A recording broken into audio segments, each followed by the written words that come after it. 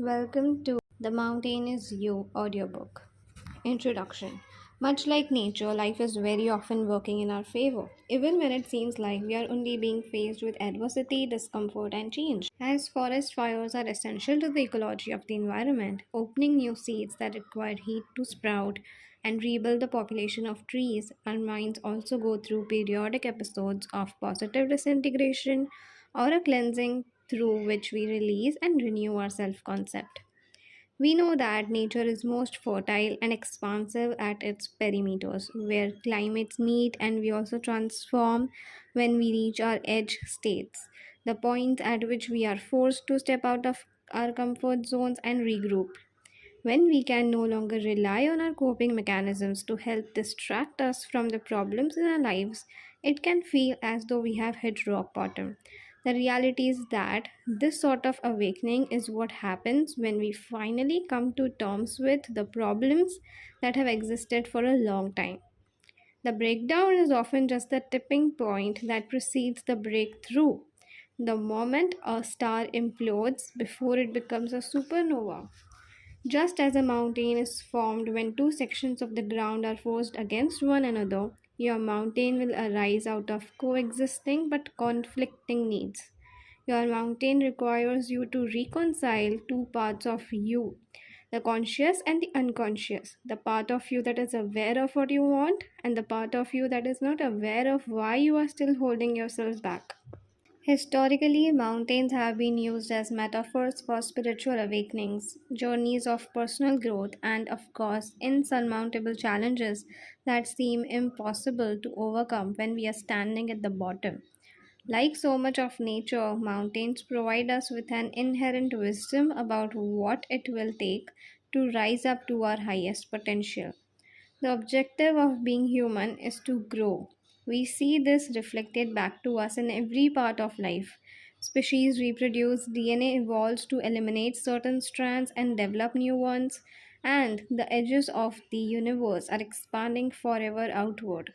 Likewise, our ability to feel the depth and the beauty of life is capable of expanding forever inward if we are willing to take our problems and see them as catalysts.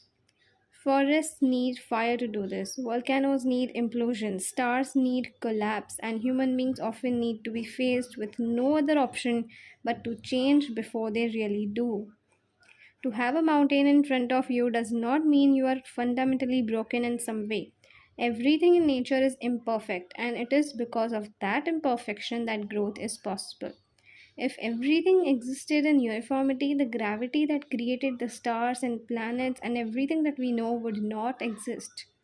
Without breaks, faults, and gaps, nothing could grow and nothing would become.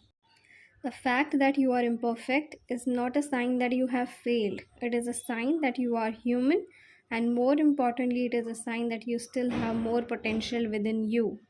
Maybe you know what your mountain is. Maybe it's addiction, weight, relationships, jobs, motivation, or money.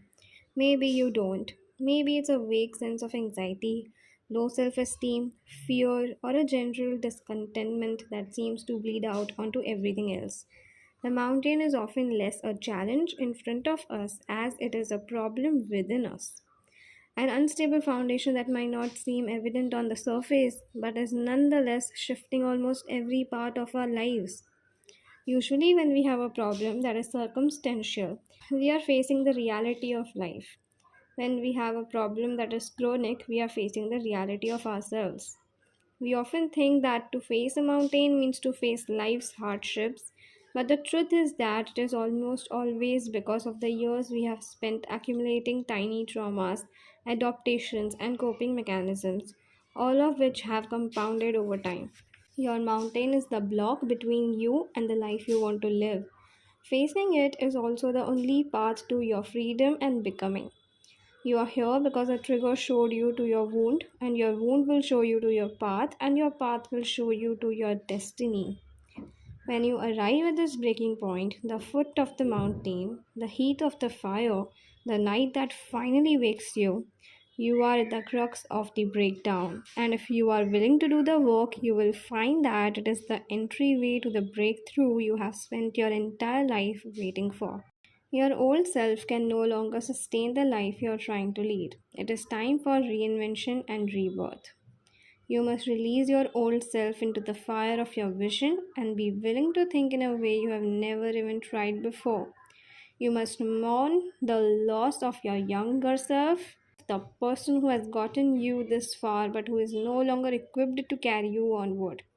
You must envision and become one with your future self, the hero of your life that is going to lead you from here. The task in front of you is silent, simple, and monumental. It is a feat most do not ever get to the point of attempting. You must now learn agility, resilience, and self understanding. You must change completely, never to be the same again. The mountain that stands in front of you is the calling of your life, your purpose for being here, and your path finally made clear. One day, this mountain will be behind you, but who you become in the process of getting over it will stay with you always. In the end, it is not the mountain that you must master, but yourself.